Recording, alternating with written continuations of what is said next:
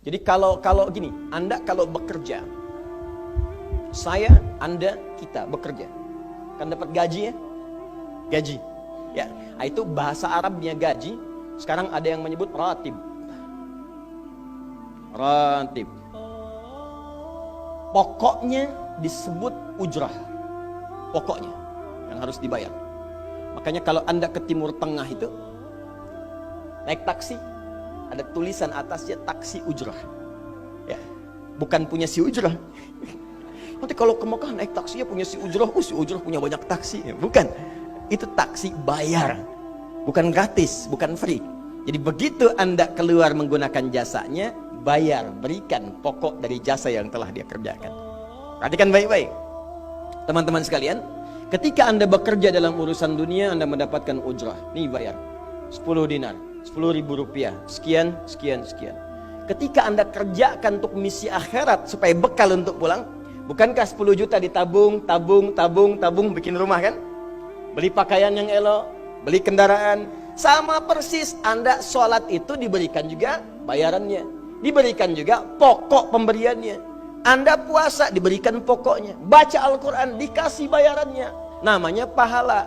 Dalam bahasa Al-Quran disebut ajrun namanya. Dunia ujrah, akhirat ajrun. Lahum ajrun ghairu mamnun. Ajrun. Berapa ukurannya? Minimal 10. Turun Quran surah ke-6 ayat 160. Ya, kita keluarkan supaya terukur. Ya. Setiap pekerjaan dunia menjadi nilai akhirat punya poin. Pekerjaannya disebut hasanah namanya. Ya. Amal solehnya disebut hasanah. Siapa yang mengerjakan di dunia pekerjaan punya nilai akhirat, amal soleh namanya hasanah. Setiap hasanah punya poin 10. Man jaa bil hasanati falahu asyru amthaliha. Siapa yang mengerjakan perbuatan di dunia dan punya nilai akhirat, bekerja dikerjakan karena Allah mencari yang halal. Tuliskan poinnya. Salat, tuliskan poinnya. Setiap pekerjaan 10. Hitungannya 1 keduanya 500 tahun, 2 ketiganya 500 tahun, 3 keempatnya 500 tahun. Jadi jangan menghitung 1, 2, 3 terlalu sedikit. Ya. Di hadis Muslim saya sering katakan ke masjid saja dapat 25 poin baru nyampe. Jarak 1 kedua 500 tahun. Jadi kalau ada yang tidak sholat dalam sehari, 1 kali sholat kehilangan 10 pahala kali 500 tahun. Dia kehilangan pahala 5.000 tahun. Ya. Dosanya berapa? Nah, makanya sering kita bermohon begini, ya Allah, jadikan semua perbuatan duniaku punya nilai akhirat supaya ditampakkan di akhirat. Di hasanah dunia ini akan ditampakkan saat dihisab di akhirat. Makanya sering kita katakan, ya Al-Baqarah ayat 201, wa minhum may yaqulu rabbana atina fid dunya. Ya Allah, jadikan semua kegiatan duniaku hasanah. Namaku sudah hasanah ya Allah. Perbuatanku belum tentu. Ya sudah suami namanya Hasan, ya istri Hasanah, anaknya Husna, ya kan? Yang laki-laki Husain, tuh. Semua kumpul. Tapi kalau pekerjaannya tidak demikian menjadi amal soleh, nggak terkumpul ini. Ya, dan akhirat pun nampakkan lagi hasanahnya. Maka diteruskan ayatnya, wa fil akhirati hasanah. Makanya saat di akhirat itu ditampakkan, faman ya'mal mithqala dzarratin khairan yarah. Ya, makanya kalau mau mithqal, yang khairan yarah, jangan yang syarran yarah. Ya, pada yang baik-baik, miskol tahajud, miskol untuk baca Quran, ya, miskol untuk bisa tilawah, miskol untuk mengingatkan puasa sunnah, itu khairan yarah. Ya, miskol pada yang tidak bagus tinggalkan, itu syarran yarah. Ini balik sini. Maka dapat kita nilai ini kembali kepada Allah, kumpulkan semua ini. Tinggal nanti tergantung Anda mau punya rumah di yang mana daerahnya. Komplek yang elit di Indonesia, di sini Jakarta ada Pondok Indah. Ada beberapa tempat-tempat yang lainnya, elit kalangannya, Menteng, dan seterusnya. Maka di surga pun ada komplek yang elit-elit. Ada Firdaus, ada surga Aden, ada macam-macam. Tinggal Anda cari bekal yang serius, turunkan kemudian ke bumi. Cuman sayang, dari sekian waktu yang Allah berikan disebut dengan ajal, menjadi batasan kita untuk beramal. Setiap kita dibatasi oleh waktu. Seperti Anda pun bekerja dunia, bukankah ada waktunya? Waktu produktif untuk bekerja, setelah itu ada masa pensiunnya. Dalam bahasa Arab, sesuatu yang kita kerjakan dengan batas dan setelah hilang batasnya, selesai aktivitasnya, disebut dengan ajal namanya. Maka Allah membuat ketentuan, kita pun tidak abadi di bumi. Setiap kita punya batas waktu, kalau selesai dinas kita dan pulang kita untuk mempertanggungjawabkan semua yang kita kerjakan di sini. Maka turun Quran surah ke-7 ayat 30 berapa? 4 untuk menggambarkan ini. Walikulli ummatin ajal fa idza jaa ajaluhum la yastakhiruna sa'atan wa la yastaqdimun. Setiap umat seluruhnya tanpa kecuali itu pasti punya batas waktu untuk beraktivitas dan selesai pulang. Aktivitas kita ketika bergerak mencari kehidupan ma'isyah, pekerjaannya disebut dengan asya. Diingatkan kalau harakat fathah turun ke bawah kasrah artinya selesai harakatnya, hilang pekerjaannya. Dari asya menjadi isya. Setiap hari diingatkan kita dengan sholat isya. Hei, seaktif-aktifnya Anda, sesibuk-sibuknya akan selesai semua itu. Dan semua kita akan pulang. Bukankah setelah isya kita terpejam? Itu kan latihan. Makanya dalam doa saat akan tidur jadi disebutkan bisikallahumma amutu wa ahya. Ada riwayat lain ahya wa amut. Riwayat populernya amutu wa ahya. Mungkin malam ini saya pulang, saya meninggal. Makanya saat kita bangun dari tidur kita ucapkan alhamdulillahilladzi ahyana ba'dama. Ada maknya, sementara aja. Satu saat mungkin pulang. Kita nggak tahu di bagian mana yang tidur itu mengakhiri kehidupan kita saat kita pulang. Karena itu serius. Ada saatnya kita pulang. Nah teman-teman, ternyata sudah tahu akan pulang pun masih ada yang tidak memanfaatkan waktu dengan baik. Tanyakan pada setiap manusia ya, dari detik ini, dimulai dengan diri kita. Kita manusia kan? Tanyakan pada diri kita, Anda wafat tidak? Anda pulang tidak? Anda meninggal tidak? Kalau sadar pulang, maka cari bekal yang baik. Berarti Allah benar kan? Kata Allah setiap kita akan wafat. Kullu nafsin dha'iqatul maut. Setiap yang punya jiwa meninggal. Bahkan dikasih informasi jelas kok. Yang bawa maut disebutkan namanya malakul maut. Quran surah 32 ayat ke-11. Qul yatawaffakum malakul mautil ladzi wukkila bikum. Disebutkan. Bayangkan ya, kurang jelas apa lagi? Disebutkan punya waktu namanya ajal, akan wafat disebutkan, yang bawa wafat kematiannya disebutkan malaikatnya. Cara wafatnya disebutkan, Quran surah 89 ayat 27 sampai 30. Ya ayyatuhan nafsul mutmainnah, itu yang tenang, yang dahsyat dipukulin malaikat juga ada.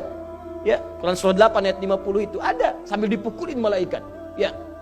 Maaf teman-teman sekalian, ini sudah jelas semuanya. Jadi aneh manusia itu.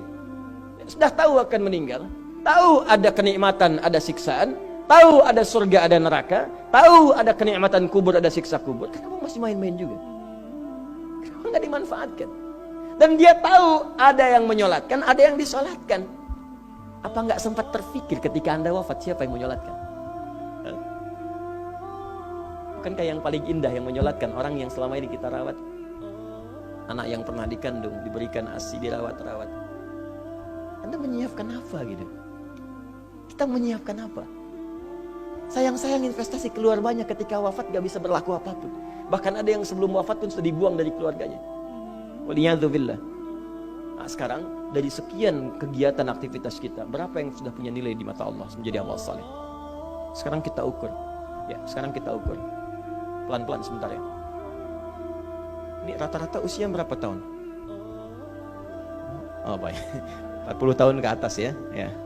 Walaupun atasnya mungkin agak banyak, atas gitu ya, bagian. Nggak apa-apa. Fokus sini ya, edisi kali ini fokus saja. Biarkan saya yang datang, terangkan, tulis, hapus ya. Antum simak aja lah, simak, tulis dengan baik, mau ketawa-ketawa, sudah masuk surga, alhamdulillah. Udah cukup dengan amin, lihat dulu. Ini saya sering sampaikan, ini kita kasih batas standar di Al-Quran aja lah, 40 tahun misalnya. Ya, standar keseriusan beraktivitas. Ya, lihat sini. Konon dalam sebuah penelitian sederhana, manusia itu kalau dihitung-hitung aktivitasnya setengah dari usianya, itu umumnya walau tidak semuanya teralokasikan untuk tidur, beristirahat, tidur.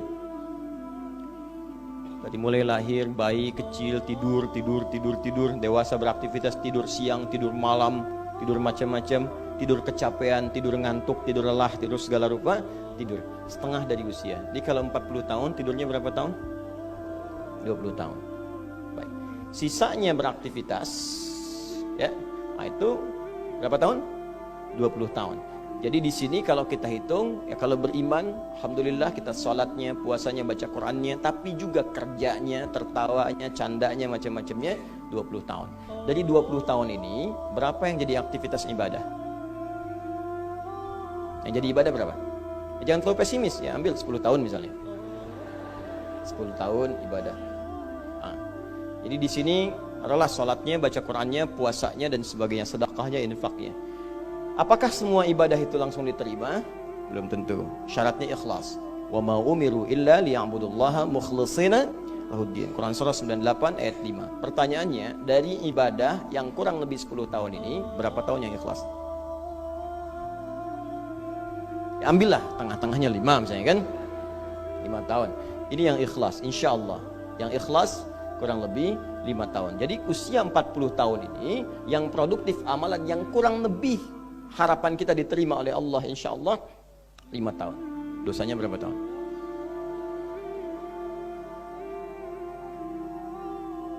Dan masih bisa tertawa. Dan masih mengharap surga.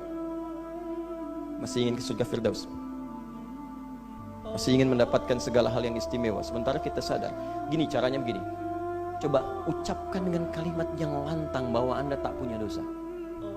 Kalau tak mampu, berarti punya dosa. Ucapkan Anda sudah siap ke surga. Kalau tak mampu, amalnya masih kurang. Jadi kalau sudah merasa amal masih kurang, dosa banyak, terus masih main-main juga. Sudah tahu usia sudah di atas ini, ada yang 50, 60 tahu, waktunya sedikit. Yang kemarin-kemarin banyak yang sia-sia. Jadi kalau yang kemarin-kemarin kurang, masa sisanya masih dikurangi juga? Anda 40 tahun, 50 tahun, 60 tahun. Sekarang anak 4, 5 tahun, bahkan matanya buta, ada laki-laki, ada perempuan, sudah jadi penghafal Quran. 5 tahun hafal Quran. Belum baligh. Dan berharap punya bekal di hadapan Allah. Kemarin sahabat saya, Syekh Ali Jabir, ya, datang ke Bekasi. Cerita tentang Kaila, anak 5 tahun, mata buta. Murajaah hafalan Quran sehari 5-7 juz. Dikatakan oleh beliau, Kaila, apa enggak capek terlalu banyak? Kamu kan punya uzur di hadapan Allah. Allah maha memahami keadaan kamu. Apa enggak lelah? Saya malu justru kepada Allah kalau kurang daripada itu. Anak 5 tahun mengulang hafalan Quran setiap hari 5-7 juz. Dan malu kalau kurang di bawah itu sebagai bekal untuk menghadap Allah. Anda diberikan kesempatan sampai lebih daripada 50 tahun. Lebih daripada 40 tahun. Lebih daripada 20 tahun. Dan sampai kesempatan itu, sampai hari ini pun untuk baca pun belum punya waktu. Dan Anda mengharap surga, Anda siapa?